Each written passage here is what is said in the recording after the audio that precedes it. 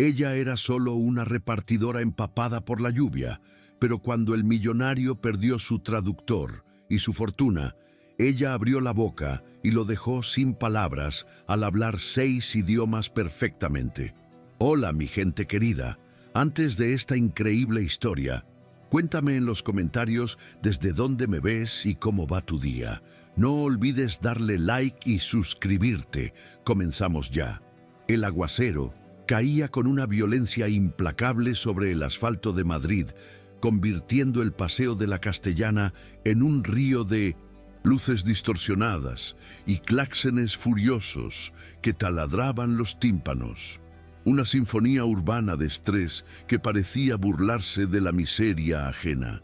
Elena Vega sentía cada gota helada como un pequeño latigazo contra su casco desgastado, el agua filtrándose por el cuello de su impermeable amarillo chillón, descendiendo por su espalda como un dedo gélido que le recordaba con cruel insistencia su precaria realidad. Pedaleaba con fuerza sobre la bicicleta eléctrica de alquiler, cuyos frenos chirriaban en protesta cada vez que debía esquivar un taxi que cambiaba de carril sin señalizar, sintiendo cómo el ácido láctico quemaba sus muslos, no tanto por el esfuerzo físico, sino por la tensión acumulada de saber que el saldo de su cuenta bancaria brillaba en un rojo alarmante en la pantalla de su móvil, adherido al manillar y protegido por una funda de plástico barata. 2 días, pensó con amargura, visualizando el calendario mental que regía su vida. Faltan 48 horas para pagar la cuota de la clínica o trasladan a papá a la planta general.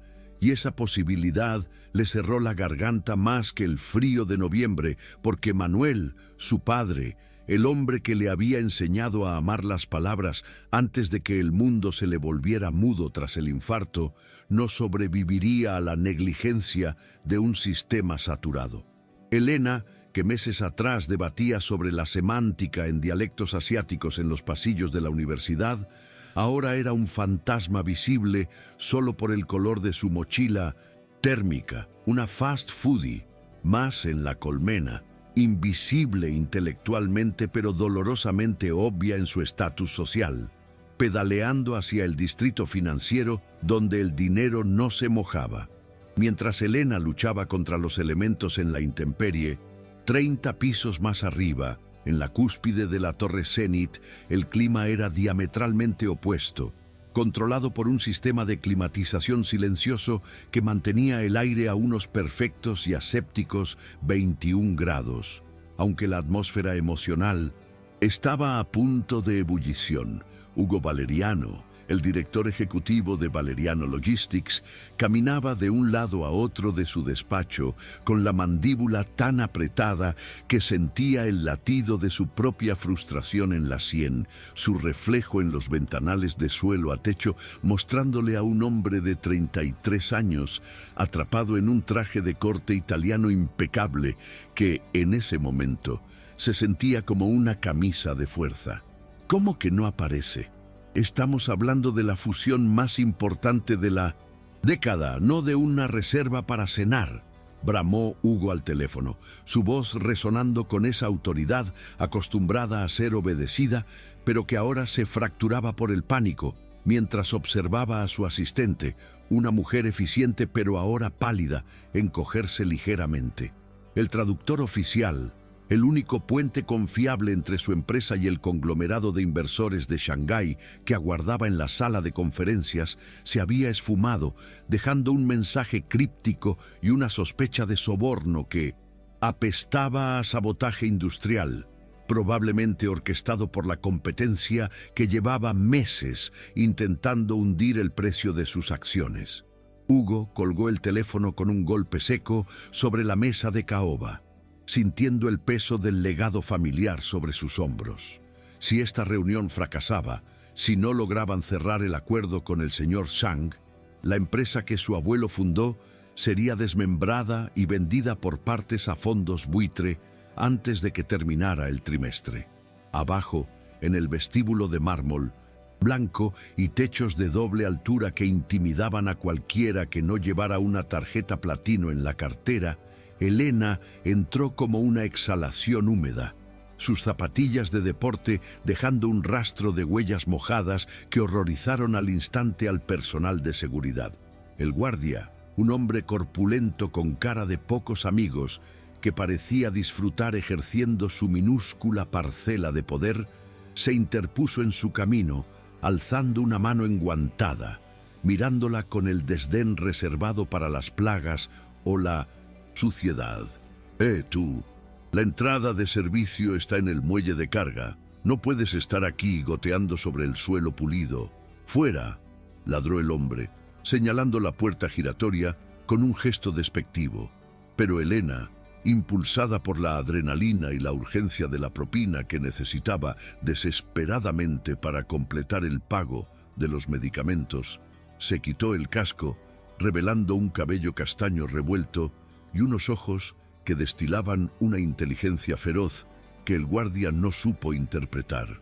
«Tengo un pedido urgente para la sala de juntas de la planta 30, código de prioridad alfa, solicitado directamente por la oficina de presidencia», mintió Elena con una seguridad que no sentía, utilizando la terminología corporativa que recordaba de sus días académicos para confundir al hombre, sabiendo que el pedido era en realidad un catering de emergencia de comida asiática de lujo que alguien había pedido presa del pánico, y aprovechó el segundo de duda del guardia para esquivarlo y colarse en el ascensor que acababa de abrir sus puertas, donde un grupo de ejecutivos la miró como si fuera un animal exótico y peligroso. El ascenso en el elevador fue una tortura silenciosa, el zumbido suave de la maquinaria contrastando con el goteo rítmico de su ropa sobre la moqueta de alta calidad, mientras Elena sentía las miradas de los otros ocupantes recorriendo su uniforme empapado, juzgándola, etiquetándola y descartándola en cuestión de segundos.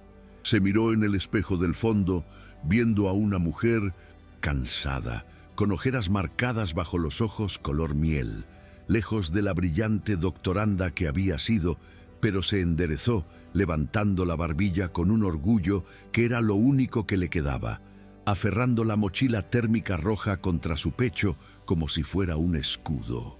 Al abrirse las puertas en la planta 30, el caos la golpeó de frente. No era el ambiente solemne que esperaba, sino una escena de desorden controlado donde secretarias corrían con documentos y el sonido de voces alteradas se filtraba desde la sala de conferencias principal, una estructura de cristal conocida como el acuario. Elena avanzó, ignorando a la recepcionista que intentó detenerla con un grito ahogado, y se dirigió directamente hacia donde intuía que estaba el cliente, empujando la pesada puerta de cristal justo en el momento en que la tensión dentro de la sala alcanzaba su punto de ruptura, entrando en un espacio que olía a café caro, tensión masculina y miedo al fracaso. Dentro de el acuario, la situación era catastrófica. Hugo Valeriano estaba de pie frente a la inmensa mesa ovalada, con las manos apoyadas sobre la superficie, intentando mantener la compostura, mientras el señor Chang, el líder de la delegación china, hablaba en un tono bajo y rápido a sus colegas, sus rostros impenetrables, pero sus gestos denotando una clara ofensa. Hugo, que no hablaba ni una palabra de mandarín, más allá de un saludo básico mal pronunciado, miraba a Carla Monroy, su directora de Relaciones Internacionales, quien hojeaba frenéticamente unos papeles inútiles, incapaz de mediar en una conversación que se había salido de control por la ausencia del intérprete. «Señor Valeriano, creo que están diciendo que se van, el tono es definitivo», susurró Carla, una mujer de belleza afilada y ambición evidente que secretamente disfrutaba viendo a Hugo sudar, pues su caída sería su ascenso, pero Hugo la ignoró, sintiendo que el suelo se abría bajo sus pies. Fue entonces cuando la puerta se abrió Y entró aquella chica empapada con la mochila roja, una visión tan incongruente que por un segundo el tiempo pareció detenerse, y el señor Zhang, visiblemente molesto por la interrupción y la falta de respeto acumulada, soltó una frase cortante en un dialecto específico de Shanghái, una sentencia que sonó a condena y que nadie en la sala, salvo la recién llegada, podía comprender en toda su magnitud insultante y definitiva. Elena se quedó paralizada bajo el umbral, el agua goteando de su flequillo sobre la nariz, sintiendo cómo todas las cabezas se giraban hacia ella con una mezcla de incredulidad y furia, pero su cerebro, entrenado durante años para decodificar sintaxis y fonemas, reaccionó antes que su miedo. Escuchó las palabras del señor Zhang, no como sonidos extraños, sino como un mensaje claro que hablaba de amateurs incompetentes que insultan nuestro tiempo y honor, y vio la intención del grupo de levantarse y marcharse, sin pensarlo, sin calcular las consecuencias, impulsada por un instinto visceral de corregir el error comunicativo y quizás, solo quizás, por la necesidad de demostrarse a sí misma que seguía siendo válida. Elena soltó la mochila al suelo y habló. Su voz salió clara, firme y melódica, pronunciando un mandarín perfecto con el acento específico de la región de Shanghái. Una respuesta que no solo traducía una disculpa, sino que utilizaba los honoríficos adecuados para apaciguar el orgullo herido de un patriarca tradicional. Honorables señores, la lluvia de Madrid a veces nubla el camino, pero no la intención honesta de quien los recibe con humildad y respeto ante su grandeza. El silencio que siguió a su intervención fue absoluto, tan denso que se podía escuchar el zumbido de los servidores en la sala contigua. Hugo Valeriano se quedó petrificado, mirando a la repartidora como si le hubieran crecido alas, incapaz de procesar que esa mujer con zapatillas baratas acababa de articular los sonidos más complejos con una naturalidad pasmosa. El señor Zhang se detuvo en seco, girándose lentamente hacia Elena, sus ojos estrechándose no con sospecha, sino con una curiosidad repentina, evaluándola de pies a cabeza, sorprendido de escuchar su propio dialecto local en boca de una occidental empapada. ¿Tú hablas la lengua de mi hogar?, preguntó el anciano en mandarín, y Elena, asintiendo levemente con la cabeza en una reverencia respetuosa, respondió de nuevo en su idioma, explicando que había estudiado las variaciones lingüísticas del delta del Yangtze durante su tesis, estableciendo en segundos una conexión cultural que Hugo no había logrado en meses de correos electrónicos traducidos por agencias externas. Carla Monroy, desde la esquina de la mesa, observaba la escena con la boca ligeramente abierta, sus ojos oscuros calculando rápidamente cómo aquella intrusa podía convertirse en una amenaza para su narrativa de que la fusión era imposible. Hugo reaccionó con el instinto de supervivencia de un animal acorralado que ve una salida inesperada. Avanzó hacia Elena, ignorando el charco de agua que se formaba alrededor de sus pies y el olor a lluvia y comida tibia que desprendía. «Continúa», le ordenó en un susurro áspero en español, poniéndose a su lado. «Diles que el traductor tuvo una emergencia médica. Diles que estamos honrados. Diles lo que sea necesario para que se sienten de nuevo». Elena lo miró y por primera vez Hugo vio el color de sus ojos, una mezcla de desafío y agotamiento, y notó la tensión en sus hombros, delgados bajo el impermeable barato. «¿Y por qué haría eso?», respondió ella en voz baja, con una dignidad que chocaba con su apariencia. «Solo vine a dejar el pedido número 458, señor, y mi tiempo corre porque si no acepto la siguiente entrega, el algoritmo me penaliza». Hugo sintió un golpe de realidad. Estaba tan acostumbrado a que todos saltaran cuando él chasqueaba los dedos que la resistencia de alguien que claramente necesitaba el dinero le resultó desconcertante y, extrañamente, atractiva.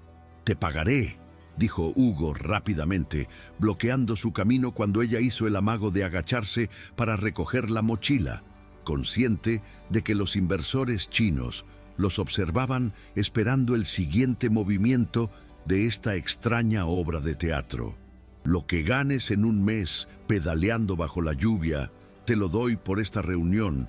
Solo necesito que te quedes una hora, por favor, añadió, y esa última palabra, por favor, salió de su boca con una dificultad oxidada, revelando lo desesperado que estaba realmente. Elena dudó, su mente volando hacia la habitación de hospital donde su padre esperaba, hacia las facturas apiladas en la mesa de la cocina de su pequeño piso en Vallecas, hacia la humillación de tener que elegir entre comer o pagar la luz. Un mes de sueldo por una hora de traducción era una salvación, un milagro disfrazado de caos corporativo. Miró al señor Zhang, que esperaba impaciente, y luego a Hugo, cuyos ojos grises la taladraban con una intensidad que le erizó la piel. 3 meses, rectificó Elena, subiendo la apuesta con una audacia que le sorprendió a ella misma. El equivalente a 3 meses de sueldo por esta reunión, y quiero el pago transferido hoy mismo. Hugo no parpadeó, sacando su propia pluma estilográfica de oro y un bloc de notas para garabatear una cifra y firmarla allí mismo, arrancando la hoja y extendiéndosela como un contrato vinculante.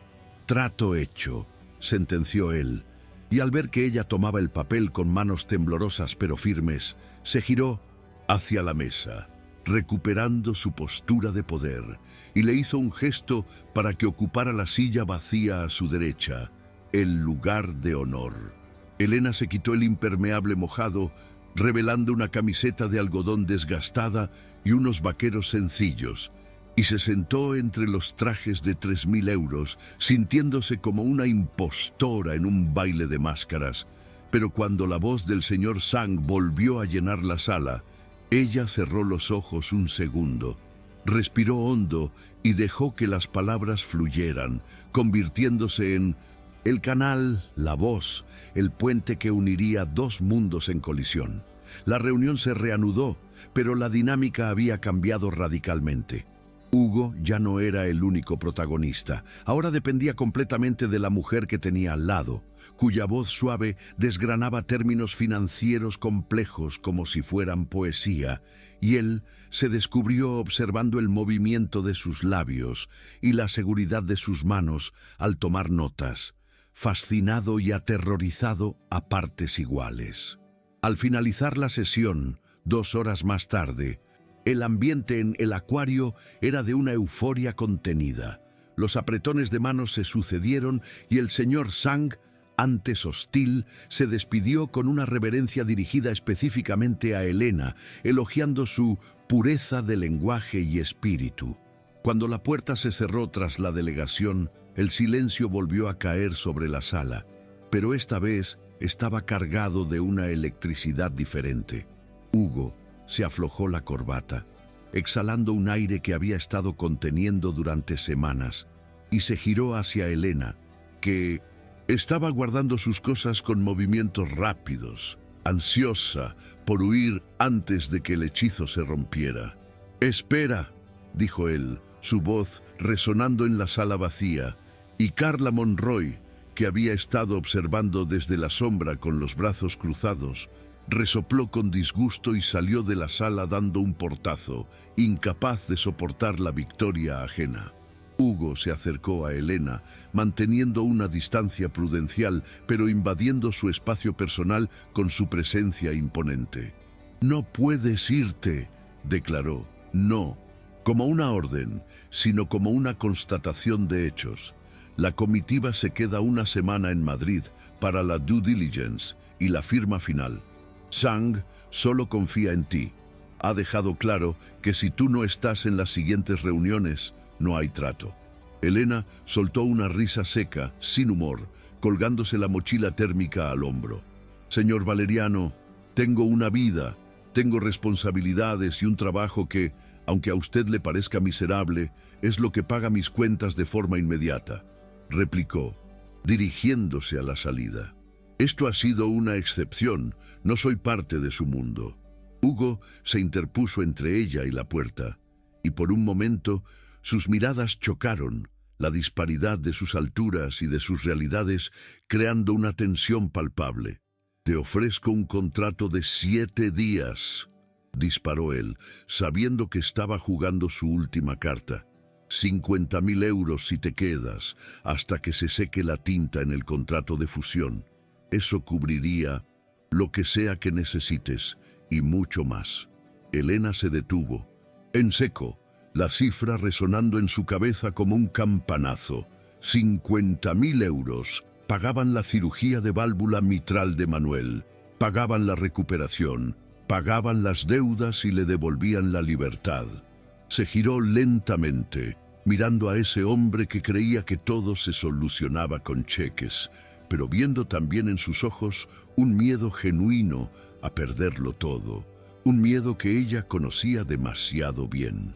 «Tengo condiciones», dijo Elena, su voz firme a pesar de que el corazón le latía desbocado.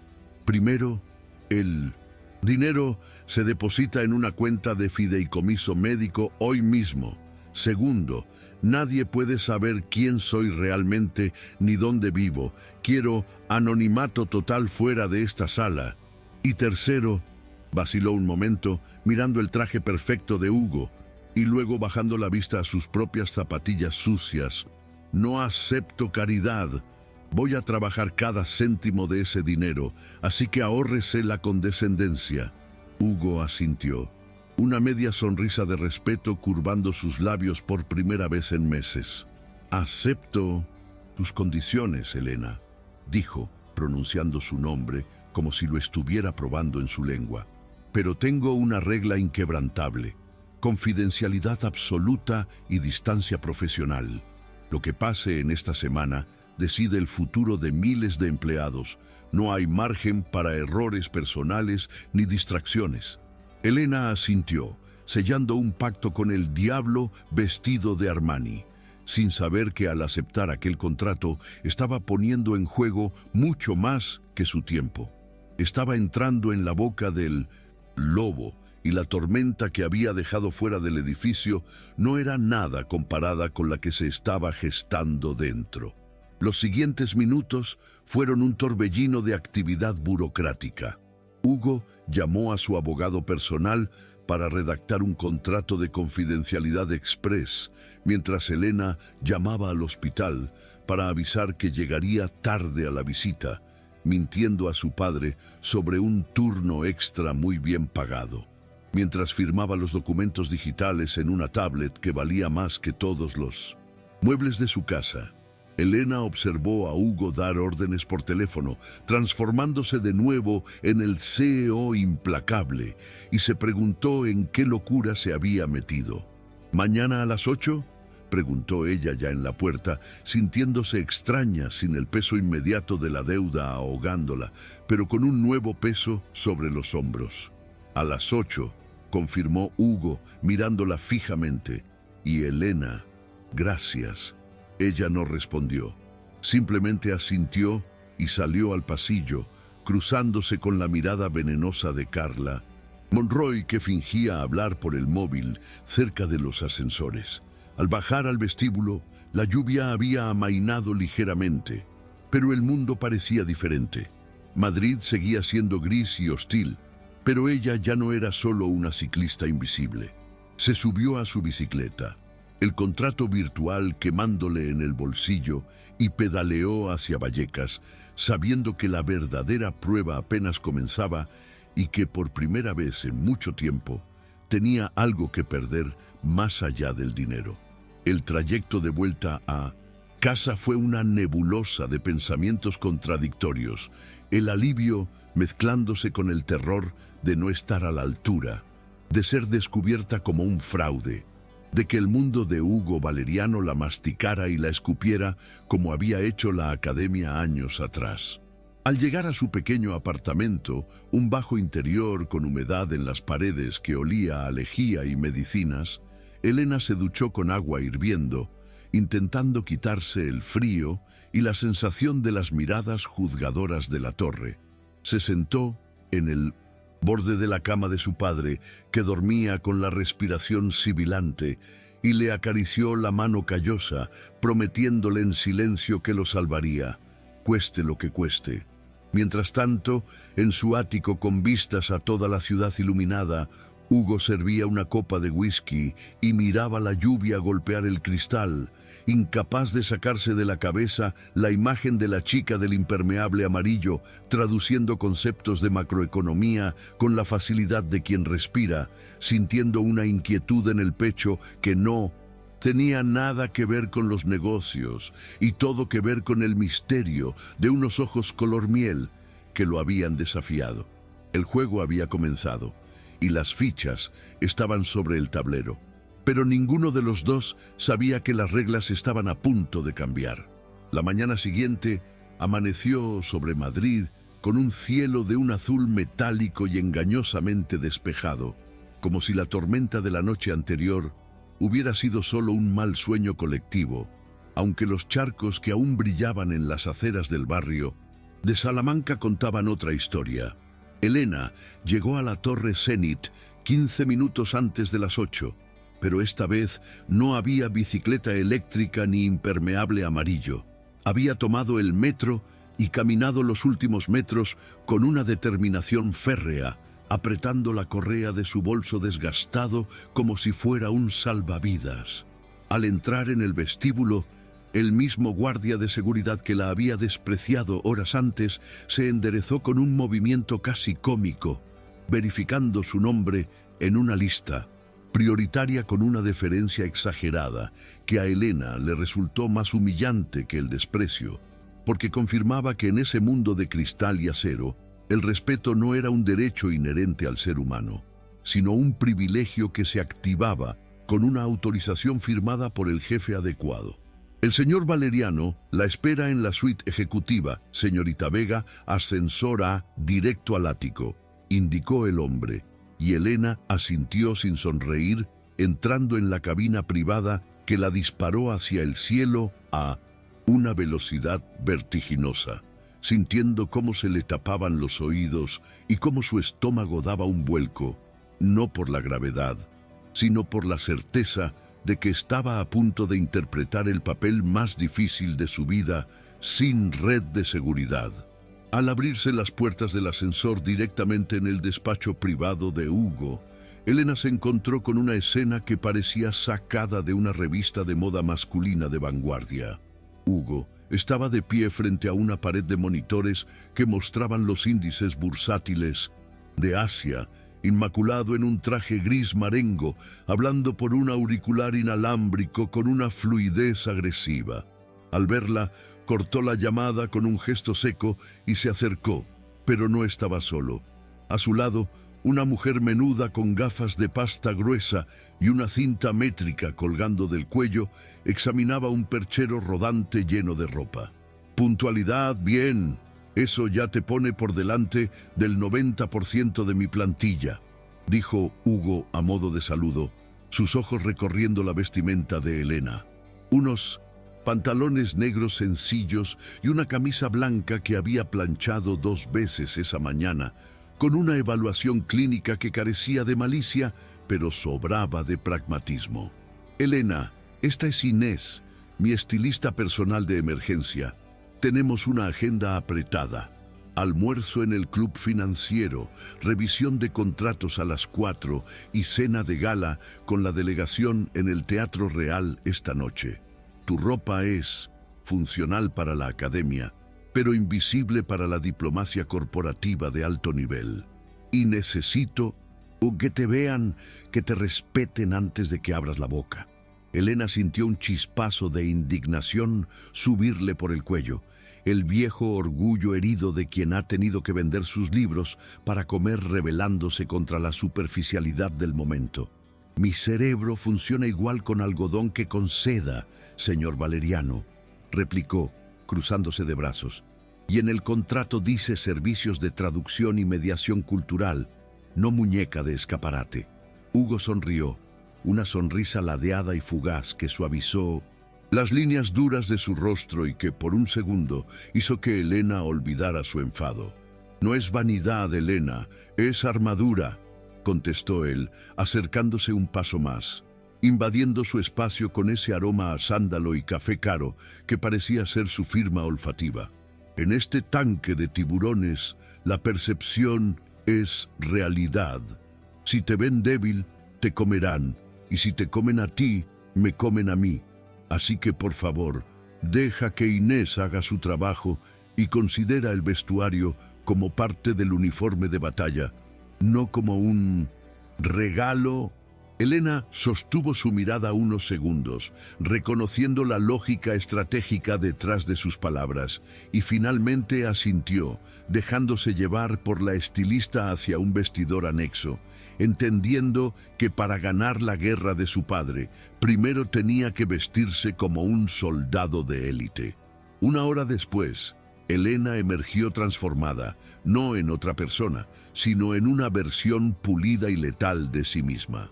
Llevaba un traje sastre de color verde oliva profundo, con un corte impecable que se ceñía a su figura sin restringir sus movimientos, y unos zapatos de tacón sensato pero elegante que cambiaban su postura, obligándola a caminar con una autoridad nueva. Cuando volvió al despacho, Hugo estaba revisando unos expedientes, pero levantó la vista y se quedó inmóvil.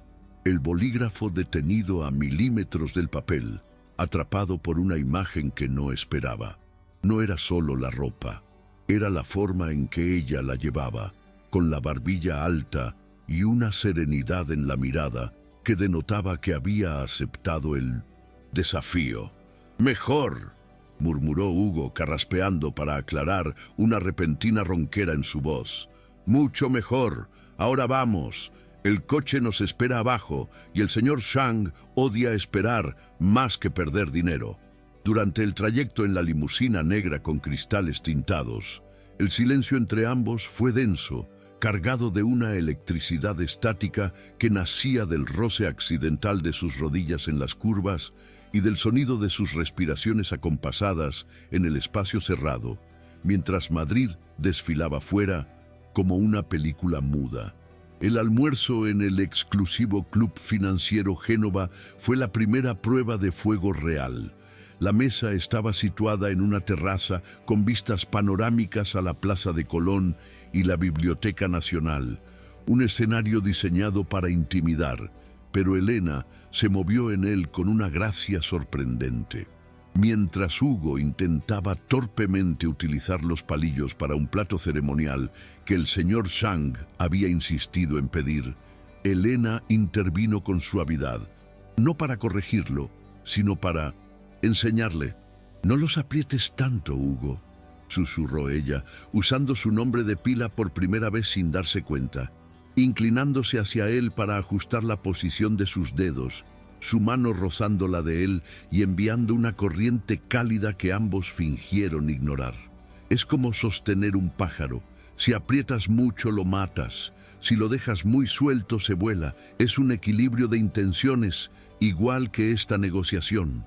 Hugo la miró, fascinado no solo por la lección técnica, sino por la metáfora, y siguió sus instrucciones, logrando completar el gesto con dignidad ante la mirada aprobatoria del patriarca chino. En ese instante, Hugo comprendió que Elena no era solo una traductora, era una brújula en un mar que él desconocía, y sintió un agradecimiento que peligrosamente empezaba a parecerse a la admiración. La semana avanzó en una vorágine de reuniones, videoconferencias con Shanghái y cenas interminables donde Elena brillaba con luz propia, desentrañando malentendidos culturales antes de que se convirtieran en ofensas. En una ocasión, durante una visita técnica a los almacenes logísticos de la empresa en las afueras, un ingeniero de la delegación china hizo un comentario sarcástico sobre la limpieza excesiva del lugar, insinuando que no había trabajo real. Hugo se tensó, listo para defender a su equipo, pero Elena le puso una mano en el antebrazo, deteniéndolo con un toque firme, y tradujo la respuesta con una sonrisa diplomática pero afilada. El señor Valeriano agradece su observación. En nuestra cultura, el orden es la primera señal de eficiencia, no de inactividad. Tal como el silencio en la música es tan importante como la nota. El ingeniero chino se rió, sorprendido por la agudeza, y asintió con respeto. Hugo observó el perfil de Elena, iluminado por las luces industriales de la nave, y sintió una punzada de algo que no había sentido en años. Confianza absoluta en alguien más. Se dio cuenta de que ya no la miraba como a una empleada temporal, sino como a una socia, una igual que completaba sus frases y leía sus silencios. Sin embargo, en las sombras de la Torre Zenit, Carla Monroy no estaba inactiva. La directora de Relaciones Internacionales veía cómo su influencia se evaporaba con cada éxito de la repartidora, como la llamaba despectivamente en su mente. Consumida por los celos profesionales y la sospecha, Carla había dedicado sus noches a escarbar en el pasado de Elena Vega, utilizando contactos en agencias de detectives y bases de datos grises. La noche del cuarto día, sentada en su despacho a oscuras, iluminada solo por el resplandor azul de su monitor, Carla sonrió con la frialdad de un reptil al encontrar lo que buscaba. Un historial crediticio destrozado, una deuda masiva con una clínica privada de cardiología y, la joya de la corona, un registro policial antiguo de su hermano menor por un delito menor de estafa informática. Un cargo del que había sido absuelto, pero que dejaba una mancha indeleble en cualquier informe de due diligence corporativo. Así que necesitas dinero desesperadamente y tienes familia experta en fraudes, murmuró Carla, imprimiendo los documentos con una satisfacción perversa. Perfecto, Elena. Vamos a ver cuánto confía Hugo en su nueva musa cuando los números no cuadren. La noche del jueves marcó el punto de inflexión emocional. Después de una jornada agotadora de 12 horas, revisando las cláusulas finales del contrato de fusión, Hugo y Elena se encontraron solos en el despacho del 1900 ático, con la ciudad durmiendo a sus pies. Habían pedido comida tailandesa, una ironía que les hizo reír cansadamente, y estaban sentados en el suelo, sobre la alfombra persa, rodeados de papeles marcados con post-its de colores.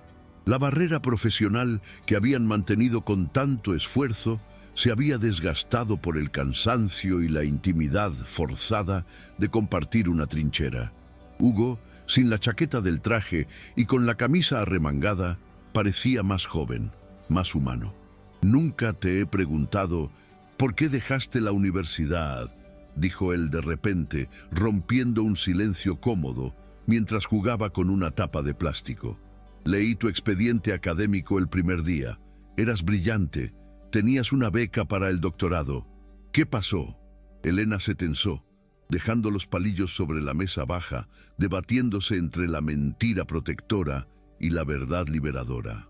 La vida pasó, Hugo, respondió ella con voz suave, mirando las luces de la Castellana. Mi padre enfermó. El sistema público tiene listas de espera de años para su condición y las becas no pagan cirugías de corazón ni medicamentos experimentales. Tuve que elegir entre mi tesis sobre la sintaxis evolutiva o mantener con vida a la única persona que me queda. Hugo la miró, impactado por la crudeza de la confesión, sintiendo una vergüenza profunda por todas las veces que había juzgado a la gente por sus circunstancias sin conocer sus batallas.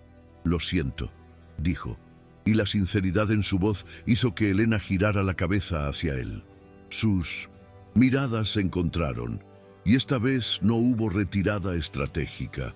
La atmósfera en la habitación cambió, volviéndose densa, cargada de una gravedad que los atraía el uno hacia el otro. Hugo estiró la mano y, con una lentitud deliberada, apartó un mechón de pelo que caía sobre la cara de Elena, sus dedos rozando la piel suave de su mejilla. El contacto fue eléctrico, un chispazo que recorrió la columna de Elena y la dejó sin aliento. Hugo se inclinó ligeramente hacia ella. Sus ojos grises, oscurecidos por el deseo y la confusión de sentir algo tan real en medio de una transacción comercial. «Elena, yo», empezó a decir, su voz ronca, y ella se quedó inmóvil, el corazón golpeándole contra las costillas como un pájaro atrapado, queriendo y temiendo ese beso a partes iguales. Sus labios estaban a centímetros, el aire entre ellos vibrando con la promesa de algo que podría salvarlos o destruirlos, cuando la estridencia del teléfono móvil de Elena rompió el hechizo como un cristal estallando contra el suelo. Ella se apartó de golpe, con la respiración agitada, y cogió el teléfono con manos temblorosas, viendo el nombre Hospital UCI en la pantalla. Su rostro palideció drásticamente, toda la magia del momento evaporándose ante la fría realidad de su vida. «Tengo que contestar», susurró, poniéndose de pie torpemente y alejándose hacia la ventana, dándole la espalda a Hugo para ocultar las lágrimas que amenazaban con salir. Hugo se quedó en el suelo, pasando una mano por su cabello, frustrado y preocupado, sintiendo el vacío repentino donde antes había calor. Mientras Elena hablaba en susurros angustiados con la enfermera de turno, asegurando que el pago llegaría a tiempo para el procedimiento del lunes, Carla Monroy entraba silenciosamente en el edificio desierto, aprovechando sus credenciales de ejecutiva para acceder al servidor central de traducciones. Con una precisión quirúrgica, Carla insertó una página modificada en el archivo digital del contrato final que se imprimiría a la mañana siguiente para la firma.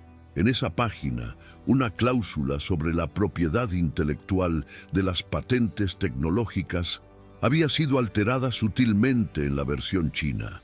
Un error de traducción que parecía inocente, pero que, legalmente, entregaba el control de la tecnología de Valeriano Logistics a los inversores chinos por una fracción de su valor. Era un error que cualquier traductor competente detectaría, o un error que un traductor sobornado cometería a propósito para beneficiar a la otra parte. Carla cerró el archivo, borró su rastro digital básico y salió del despacho con una sonrisa triunfal. Había construido la trampa perfecta. Si Hugo firmaba eso, perdería la empresa. Si lo descubría antes, culparía a la única persona responsable de la traducción. De cualquier forma, Elena Vega estaba acabada. A la mañana siguiente, el día de la prefirma, el ambiente en la sala de juntas era de celebración anticipada. El señor Chang estaba jovial, bromeando con Hugo a través de Elena, quien parecía agotada, con sombras oscuras bajo los ojos que el maquillaje apenas ocultaba tras la noche en vela preocupada por su padre. Hugo, notando su fragilidad, le trajo personalmente un café, un gesto de cuidado público que no pasó desapercibido para nadie, especialmente para Carla, que esperaba su momento como una araña en el centro de su tela. «Bien, caballeros», anunció Hugo, «revisemos el borrador final una última vez antes de la ceremonia oficial de mañana». Se repartieron las copias impresas. Elena tomó la suya, sus ojos cansados escaneando los caracteres familiares, confiada en su trabajo de los días anteriores. Pero Carla, desde el otro lado de la mesa, carraspeó ruidosamente. «Señor Valeriano, si me permite», intervino con voz dulce, «he pedido una auditoría externa rápida de la traducción esta mañana, solo por protocolo de seguridad, ya saben, debido a la inusual contratación de nuestra intérprete». Hugo frunció el ceño, molesto por la interrupción. «Carla, eso es innecesario. Confío plenamente en Elena». Pero Carla ya estaba deslizando un informe sobre la mesa hacia el señor Chang y hacia Hugo. «Lamentablemente, Hugo, la confianza no es una estrategia de negocios. Miren la cláusula 14CB en la versión china». Elena, confundida, bajó la vista a su documento y sintió que la sangre se le helaba en las venas. Los caracteres estaban cambiados. Donde ella había escrito licencia compartida, ahora decía cesión total. Era un error. Garrafal, una traición lingüística. El señor Zhang, al leerlo, golpeó la mesa con fuerza, su rostro transfigurándose de la amabilidad a la furia. «¿Qué significa esto?», gritó en mandarín, mirando a Hugo con acusación. «¿Intentan engañarnos o es que su traductora trabaja para mis competidores?». Hugo tomó el papel pálido y miró a Elena. La duda, esa vieja compañera de Hugo, se instaló en sus ojos grises. «Elena», preguntó, y su voz no tenía calidez, solo un frío interrogatorio. «¿Qué has escrito aquí?». Yo no escribí eso, Hugo, te lo juro», balbuceó Elena, sintiendo que las paredes se cerraban sobre ella. «Alguien ha cambiado el archivo. Yo revisé esto anoche 3 veces». Carla soltó una risa incrédula. «Por favor, ¿quién tendría acceso? Eres la única con las claves de edición del módulo de idiomas». Y curiosamente, Carla hizo una pausa dramática, sacando los papeles que había impreso la noche anterior. «He descubierto que tienes una deuda de 50.000 euros, que vence este lunes, y un hermano con antecedentes por fraude. ¿Cuánto te han pagado los competidores de Valeriano para sabotear esta fusión, Elena? ¿O pensabas cobrar de los 2 lados?» El silencio que siguió fue sepulcral. Hugo miró los documentos financieros que Carla le extendía, viendo las cifras, la desesperación económica de Elena reflejada en números rojos. Todo encajaba: la urgencia por el pago, la resistencia inicial, la habilidad excesiva. Su trauma por las traiciones pasadas se activó como un mecanismo de defensa, cerrando su corazón de golpe. «Dime que es mentira», exigió Hugo, mirando a Elena, esperando, rogando internamente que ella tuviera una explicación. Pero Elena, humillada por la exposición de su miseria, herida porque él pudiera creer que ella vendería su integridad, y abrumada por el miedo a perder el dinero para su padre, si esto se convertía en un pleito legal, se levantó. Su dignidad era lo único que no podían embargarle. «Si necesitas preguntar eso, después de esta semana, Hugo, entonces nunca me viste realmente», dijo ella, con lágrimas de rabia brillando en sus ojos, pero sin derramarse. «No voy a defenderme de calumnias. Quédate con tu dinero, quédate con tu fusión y quédate con tu desconfianza. Yo renuncio». Y con un movimiento digno de una reina, dejó su credencial sobre la mesa de caoba, dio media vuelta y salió de la sala, dejando atrás el caos, el contrato millonario y al hombre que, por un breve momento, había sido su esperanza. Hugo se quedó paralizado viendo la puerta cerrarse, sintiendo que acababa de cometer el error más grande de su vida, pero con las pruebas en la mano, gritándole que tenía razón. El silencio que siguió a la partida de Elena en la sala de juntas no fue de paz, sino de una devastación sorda, similar a la calma engañosa que precede a un terremoto secundario. Hugo se quedó mirando la puerta de caoba cerrada, sintiendo cómo el aire de la habitación se volvía repentinamente irrespirable, cargado con el peso de su propia estupidez y el eco de las palabras de dignidad de una mujer que acababa de perderlo todo menos su orgullo. Carla Monroy, incapaz de contener su triunfo, rompió el momento con un suspiro teatral mientras recogía los documentos incriminatorios de la mesa con una eficiencia depredadora. «Es lo mejor, Hugo, créeme», dijo ella, suavizando su voz hasta convertirla en un ronroneo de falsa empatía. «Una persona con ese trasfondo es una bomba de relojería. Ahora llamaré a la agencia de Mendoza, traducción de siempre. Solucionaremos este error tipográfico y salvaremos la fusión para la gala de esta noche». Hugo no respondió de inmediato. Sus ojos grises seguían fijos en la silla vacía donde Elena había estado sentada minutos antes. visualizando la rectitud de su espalda y la transparencia herida de su mirada al decir que él nunca la había visto realmente.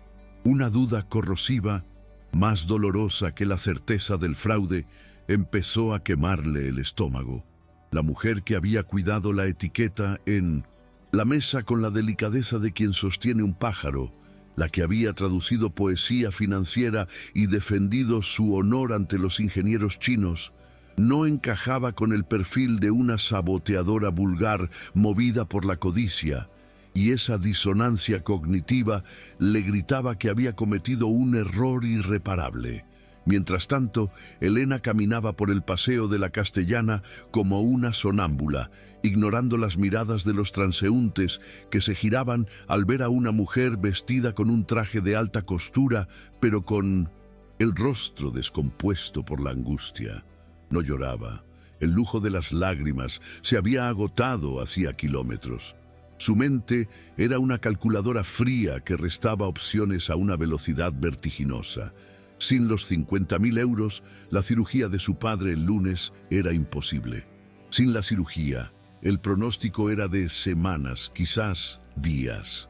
Entró en la estación de metro de Nuevos Ministerios, bajando a las profundidades de la ciudad, sintiéndose como Orfeo, descendiendo al inframundo, pero sin esperanza de rescate. Al llegar al hospital público, el contraste fue brutal. El olor a antiséptico barato y la luz fluorescente parpadeante sustituyeron al aroma de sándalo y cuero de la Torre Zenit. Elena se dirigió al baño de la planta de cardiología. Se quitó el traje verde oliva con cuidado reverencial, no porque le importara la prenda, sino porque era un objeto ajeno que no merecía, y volvió a ponerse sus vaqueros viejos y su camiseta de algodón, guardando la ropa de lujo en una bolsa de plástico de supermercado. Al salir, se sentó junto a la cama de Manuel, escuchando el pitido rítmico del monitor cardíaco, y le tomó la mano, sintiéndose más pequeña y fracasada que nunca. «Lo siento, papá», susurró contra la piel de papel de su padre. «Lo intenté, te juro que lo intenté». Y fue allí, en la soledad acompañada de la sala de espera, donde la fast foodie volvió a nacer, endurecida por la traición de un príncipe azul que resultó ser tan ciego como el resto del mundo. De vuelta en la torre Zenit, la atmósfera se había vuelto tóxica. El señor Zhang y su comitiva se habían retirado a su hotel, ofendidos y desconfiados, dejando claro que la firma en la gala del Teatro Real pendía de un hilo muy fino.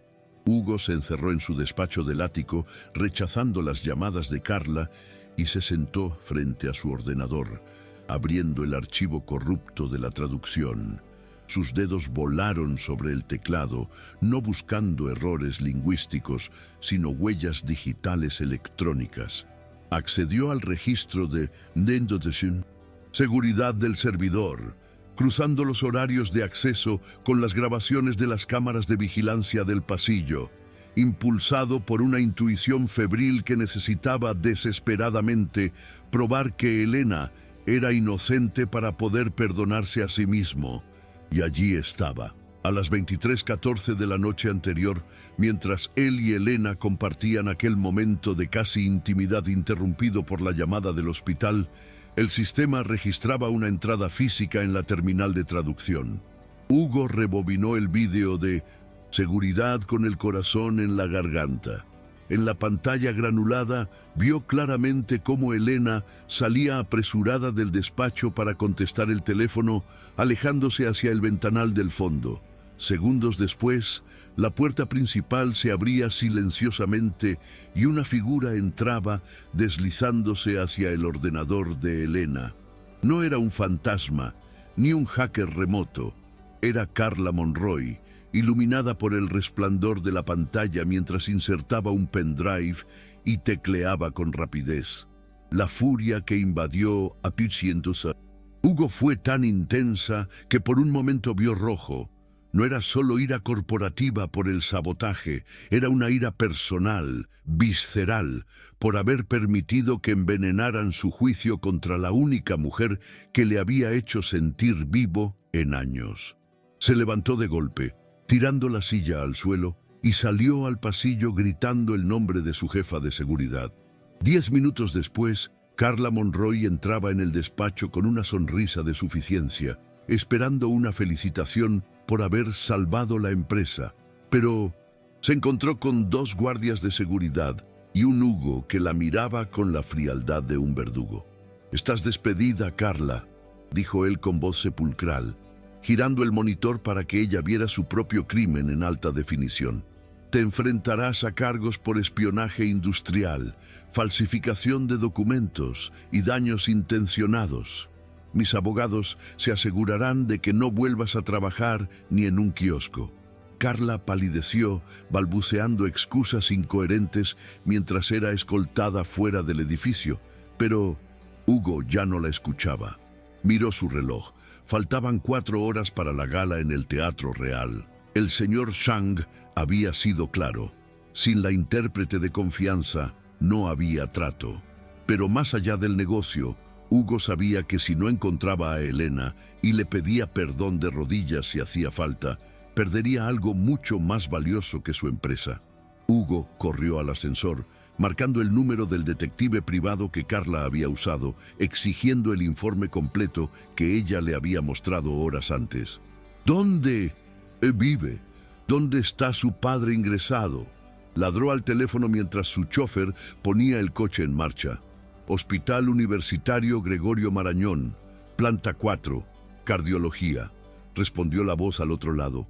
El tráfico de Madrid era un caos de viernes por la tarde, una marea de luces rojas que parecía conspirar para mantenerlos separados.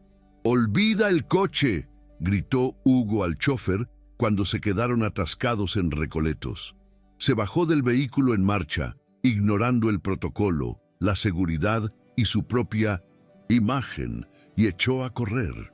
Corrió con su traje de 3.000 euros, corrió esquivando turistas y ejecutivos, corrió impulsado por la adrenalina del arrepentimiento, sudando, despeinándose, rompiendo esa fachada de perfección intocable que había llevado como armadura toda su vida adulta.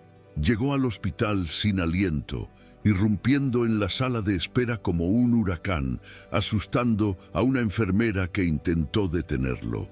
Y allí la vio, sentada en una silla de plástico incómoda, vestida con ropa humilde, con la cabeza apoyada en la pared y los ojos cerrados, una imagen de agotamiento y soledad que le rompió el corazón.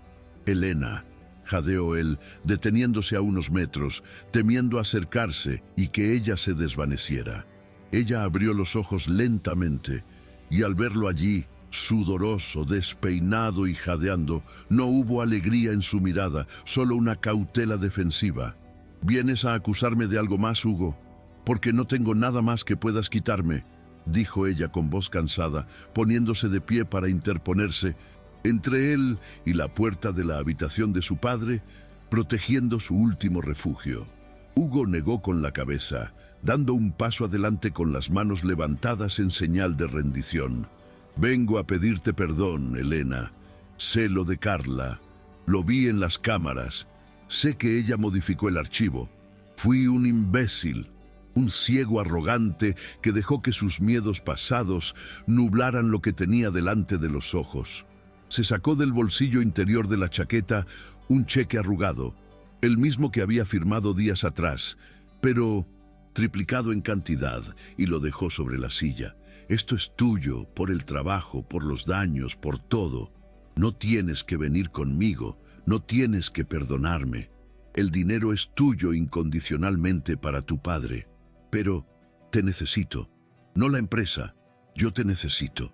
Elena miró el cheque, que garantizaba la vida de su padre, y luego miró a Hugo. Vio el arrepentimiento genuino en sus ojos. Vio al hombre detrás del CEO, al ser humano vulnerable que había corrido media ciudad por ella. «¿Y la fusión?», preguntó ella suavemente, cruzándose de brazos. «A la mierda la fusión», respondió Hugo con una honestidad brutal. «Si no estás tú, no quiero firmar nada. Sang tenía razón. Tú eres el alma de este acuerdo». Elena suspiró. sintiendo cómo el muro de hielo alrededor de su corazón empezaba a agrietarse. Sabía que podía tomar el dinero y decirle que se fuera, pero también sabía que lo que había sentido en ese despacho, esa conexión intelectual y emocional, era real. Y más importante aún, ella no era alguien que dejara las cosas a medias. «Mi padre está estable por ahora», dijo ella mirando hacia la habitación. «Pero si voy contigo, Hugo, no es por el contrato ni por el dinero extra. Es porque tengo que terminar lo que empecé. Y porque necesito saber si el hombre que corrió hasta aquí es el verdadero Hugo Valeriano». Hugo asintió solemnemente. «Déjame demostrártelo», pidió. La llegada al Teatro Real fue digna de una película. La limusina se detuvo frente a la alfombra roja, donde la prensa y la élite empresarial esperaban ansiosos. Elena no había tenido tiempo de cambiarse. Llevaba sus vaqueros desgastados, sus zapatillas viejas y una chaqueta de punto barata, un contraste violento con los vestidos de gala y los esmóquines que la rodeaban. Al bajar del coche, los murmullos de los fotógrafos y los invitados fueron inmediatos, una ola de juicio superficial. El jefe de seguridad del evento, al verla, se adelantó con gesto severo para bloquearle el paso. «Señor Valeriano, esta entrada es de etiqueta rigurosa. Ella no puede», empezó a decir. Pero Hugo no le dejó terminar. Delante de las cámaras, de los inversores y de todo Madrid, Hugo se quitó su propia chaqueta de smoking de terciopelo negro y con un gesto de ternura infinita la colocó sobre los hombros de Elena, cubriéndola no para ocultarla, sino para honrarla. «Ella no necesita etiqueta», declaró Hugo con voz potente, mirando desafiante a la multitud y a las cámaras. «Ella es la directora de 1900 Estrategia Intercultural de Valeriano Logistics, y sin ella no hay firma, no hay gala y no hay empresa. Abran paso».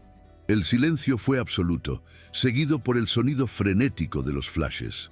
Elena, envuelta en la chaqueta que aún guardaba el calor de Hugo, levantó la barbilla, sintiéndose más poderosa que con cualquier vestido de seda. Entraron juntos en el gran salón, caminando entre la multitud que se apartaba como el mar rojo. El señor Sang, que estaba a punto de marcharse, se detuvo al verlos. Hugo llevó a Elena hasta la mesa principal, donde el contrato corregido esperaba.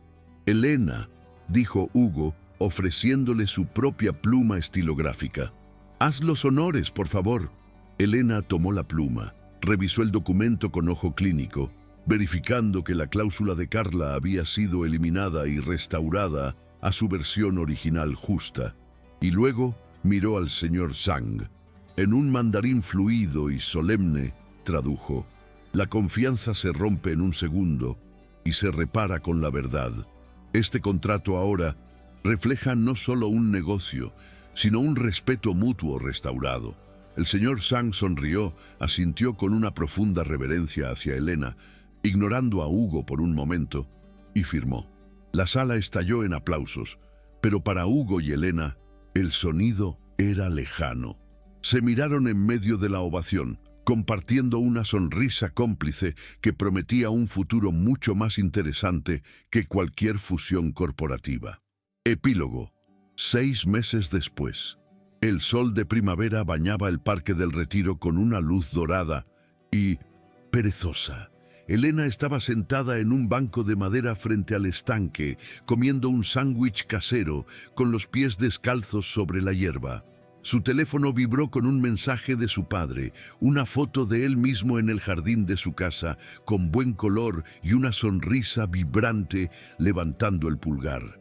La operación había sido un éxito total y la rehabilitación avanzaba a pasos agigantados.